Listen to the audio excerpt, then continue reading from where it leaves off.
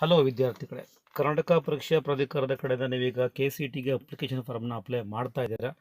But ಇದರಲ್ಲಿ ತುಂಬ ಗೊಂದಲಗಳಾಗ್ತಾ ಇದ್ದಾವೆ. ಲಾಟ್ ಆಫ್ ಎರರ್ಸ್ ಬರ್ತಾ ಇದೆ. ಏನು ಮಾಡಬೇಕು, ಈ ಸೊಲ್ಯೂಷನ್ ಸಿಗುತ್ತಾ ಇಲ್ವಾ, ವೆರಿಫಿಕೇಷನ್ ಆಗಿದೆಯಾ ಇಲ್ವಾ? ಸೊ RD ನಂಬರ್ ನಮ್ದೀಗ ಅಪ್ಡೇಟ್ ಮಾಡಿದ್ದೀವಿ, ಅದು ಸಹ ಇನ್ನೂ ತೋರಿಸ್ತಾ ಇಲ್ಲ, ಇನ್ನೂ ಮಿಸ್ ಮ್ಯಾಚ್ ಅಂತ ಬರ್ತಾ ಇದೆ. ಇದೆಲ್ಲ ಏನು ರೀಸನ್ ಅಂತ ಬಹಳಷ್ಟು ವಿದ್ಯಾರ್ಥಿಗಳು ಕೇಳ್ತಾ ಇದ್ದೀರಾ. ಸೊ ಅಪ್ಲಿಕೇಶನ್ನ ಹಾಕೋದಕ್ಕೆ ಈಗ ಸ್ಟಾರ್ಟ್ ಏನೋ ಮಾಡಿದ್ದೀರಾ, ಬಟ್ ಸಾಫ್ಟ್ವೇರ್ ಪ್ರಾಬ್ಲಮ್ ತುಂಬ ಇದೆ. ಅದು ಸಾಲ್ವ್ ಆಗಬೇಕು ಅಂದರೆ ಇಟ್ ಟೇಕ್ ಸಮ್ ಟೈಮ್ ತಗೊಳುತ್ತೆ. KA ಇವತ್ತಿನಂತಲ್ಲ, ಇದು ಪ್ರತಿ ವರ್ಷವೂ ಇದೇ ಪ್ರಾಬ್ಲಮ್ಮು. ಸೊ ಈ ವರ್ಷವೂ ಅದೇ ಫೇಸ್ ಆಗ್ತಾ ಇದೆ. ಸೊ ಡೋಂಟ್ ವರಿ, ಎಲ್ಲದಕ್ಕೂ ಸ್ವಲ್ಪ ವೆಯ್ಟ್ ಮಾಡಿ. ಅಪ್ಲಿಕೇಶನ್ ಫಾರ್ಮ್ ಹಾಕೋದಕ್ಕೆ ಲಾಸ್ಟ್ ಡೇಟ್ 17th ಫೆಬ್ರವರಿ 17 ತನಕ ಇದೆ, ವಿತೌಟ್ ಎನಿ ಎಕ್ಸ್ಟ್ರಾ ಫೀಸ್. ಹಾಗಾಗಿ ಇನ್ನೂ ಟೈಮ್ ಇದೆ, ಯೋಚನೆ ಮಾಡಬೇಡಿ. ಬೆಟರ್ ಅಂದರೆ ಇನ್ನೊಂದು 2 or 3 days ಆದಮೇಲೆ ನೀವು ಅಪ್ಲಿಕೇಶನ್ನ ಅಪ್ಲೈ ಮಾಡಿ. ಓಕೆ. ಇನ್ನು SC ವಿದ್ಯಾರ್ಥಿಗಳಿಗೆ RD ನಂಬರ್ ಈಗ ಯಾರು ಕ್ಯಾಟಗರಿ ವೈಸ್ ಅಪ್ಲೈ ಮಾಡಿದಿರೋ ಅದು ಆ ರೀತಿ ಅಪ್ಲೈ ಮಾಡೋ ಹಾಗಿಲ್ಲ.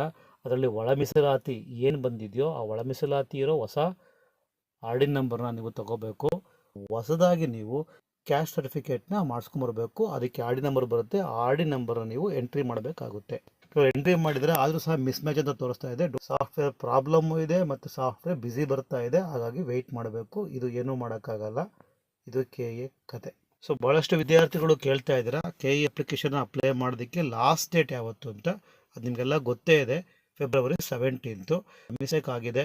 ಆ ಮಿಸ್ಟೇಕ್ಗಳನ್ನ ನಾವು ಎಡಿಟ್ ಮಾಡ್ಕೋಬೋದಾ ಅಂದರೆ, ಕೆಲವು ಎಂಟ್ರೀಸ್ಗಳು ರಾಂಗ್ ಆಗಿದೆ, ಆ ಎಂಟ್ರೀಸ್ಗಳನ್ನ ನಾವು ಕರೆಕ್ಟ್ ಮಾಡ್ಕೋಬೋದಾ ಅಂದರೆ ಎಸ್, ಕರೆಕ್ಟ್ ಮಾಡ್ಕೋಬೋದು.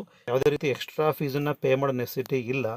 ಫೆಬ್ರವರಿ 17 ತನಕ ಟೈಮ್ ಇದೆ ಅಲ್ವಾ, ನೀವು ಅದರೊಳಗಡೆ ನೀವು ಯಾವಾಗ ಬೇಕಾದರೂ ಎಂಟ್ರಿ ಮಾಡ್ಕೊಳ್ಳಿ. ಎಷ್ಟು ಸಲ ಬೇಕಾದರೆ ನೀವು ಎಂಟ್ರಿ ಮಾಡಬಹುದು. ಅದರಲ್ಲಿ ಯಾವುದೇ ರೀತಿ ಗೊಂದಲ ಬೇಡ. ಒಂದು ವೇಳೆ ನೀವು ಅಪ್ಲಿಕೇಶನ್ ಅಪ್ಲೈ ಮಾಡಬೇಕಾದ್ರೆ ಏನಾದರೂ ಪ್ರಾಬ್ಲಮ್ ಬಂದರೆ, ಇಶ್ಯೂಸ್ ಆದರೆ, ನೀವು ಇಲ್ಲಿ ಕಾಂಟ್ಯಾಕ್ಟ್ ಅಸ್ ಅಂತ ಹೇಳಿ ಒಂದು ಹೆಲ್ಪ್ಲೈನ್ ಡೆಸ್ಕ್ ಕೊಟ್ಟಿದ್ದಾರೆ. ಇದಕ್ಕೆ ನೀವು ಅಪ್ಲೈ ಮಾಡಿದ್ರೆ ಯಾವುದೇ ರೀತಿ ರೆಸ್ಪಾನ್ಸು ಬರೋಲ್ಲ. ಅದಕ್ಕೆ ಬೆಟರ್ ಅಪ್ಲಿಕೇಶನ್ನ ಅಪ್ಲೈ ಮಾಡೋದಕ್ಕೆ, ಅಥವಾ ಏನಾದರೂ ಎರರ್ ಇದ್ದರೆ ಒಂದು 2 or 3 daysನ ಬಿಟ್ಟು ಅಪ್ಲೈ ಮಾಡಿ. ಯಾವುದೇ ರೀತಿ ಪ್ರಾಬ್ಲಮ್ ಆಗಲ್ಲ. ಈ ಸಾಫ್ಟ್ವೇರ್ ಸ್ವಲ್ಪ ಬಿಗಿನಿಂಗಲ್ಲಿ ಪ್ರಾಬ್ಲಮ್ ಇರುತ್ತೆ, ಲೇಟರ್ ಆ ಇಶ್ಯೂಸ್ ಎಲ್ಲ ಸಾಲ್ವ್ ಆಗುತ್ತೆ. ಅಲ್ಲಿವರೆಗೂ ವೆಯ್ಟ್ ಮಾಡಿ. ಇನ್ನೇನಾದರೂ ಅಕಸ್ಮಾತ್ ಇದ್ರ ಬಗ್ಗೆ ಏನಾದರೂ ಡೌಟ್ಸ್ ಕೊಡಿದ್ರೆ ಕಾಮೆಂಟ್ಸ್ ಹಾಕಿ, ಅದಕ್ಕೆ ನಾವು ರಿಪ್ಲೈ ಕೊಡ್ತೀವಿ. ಇದಿಷ್ಟೇ ಇವತ್ತಿನ ವಿಡಿಯೋ. Take care.